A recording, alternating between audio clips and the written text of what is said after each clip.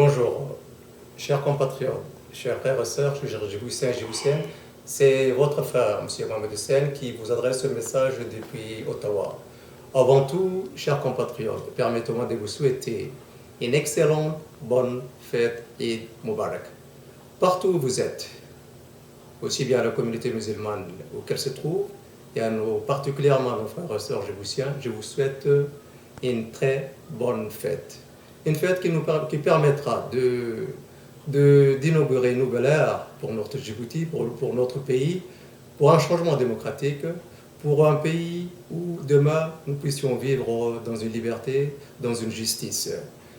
Et après cela, j'aimerais bien dire à l'ensemble de l'USN, ainsi que ses leaders, ainsi qu'à l'ensemble de la société civile, ainsi qu'aux jeunes, à l'association des jeunes de l'USN et au mouvement de femmes djiboutiennes et de l'USN, bonne fête à vous tous et toutes.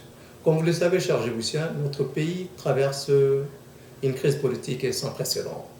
Depuis le 22 février, l'opposition djiboutienne a gagné l'élection législative, avec une majorité écrasante. Et depuis, comment le gouvernement a revendiqué le résultat, nous sommes dans une impasse.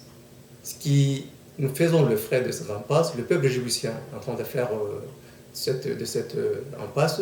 Nous sommes aujourd'hui dans un no man's land politique. Il n'y a pas de régime, il n'y a pas de gouvernement démocratique qui est là, et nous sommes vraiment dans les impasses. Nous souhaitons aussi à la communauté internationale de faire à l'instar de la communauté, comme l'Union européenne qui vient de prendre une déclaration historique pour l'avenir de Djibouti, qui a condamné le régime antidémocratique à Djibouti, le manque de respect des droits de l'homme à Djibouti, la mauvaise gouvernance.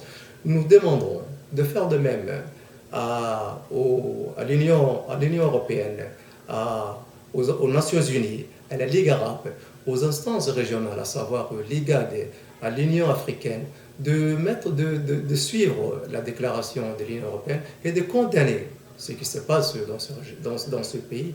Parce que Djibouti, si nous perdons aujourd'hui, nous n'allons pas le perdre uniquement pour ce n'est pas uniquement le peuple djiboutien qui va le perdre, c'est l'ensemble de la communauté internationale.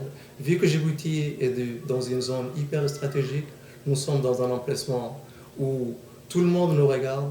Si Djibouti se perd aujourd'hui, c'est l'ensemble de la communauté internationale, à commencer par le peuple djiboutien, qui en pâtira. Vous savez que Djibouti est le centre contre la piraterie. Nous sommes le boucher maritime pour l'Éthiopie. Et tout ce qui menace, la seule cause de cette anarchie qui puisse arriver demain, c'est le régime actuel, qui est contre la démocratie, contre l'ouverture démocratique du pays. Il en est responsable. Nous demandons dans ce sens à la communauté internationale d'intervenir même à l'heure où nous parlons. Il y a des gens qui sont torturés, la population civile est plus ou moins assassinée, il y a des femmes innocentes qui sont brutalisées, voire torturées. C'est inadmissible, c'est inadmissible. Il est temps de voir ça et qu'il y ait un changement et de pousser ce régime soit à la dialogue, soit à son départ. Parce que autrement, Djibouti risque même de disparaître si jamais ce régime perdure.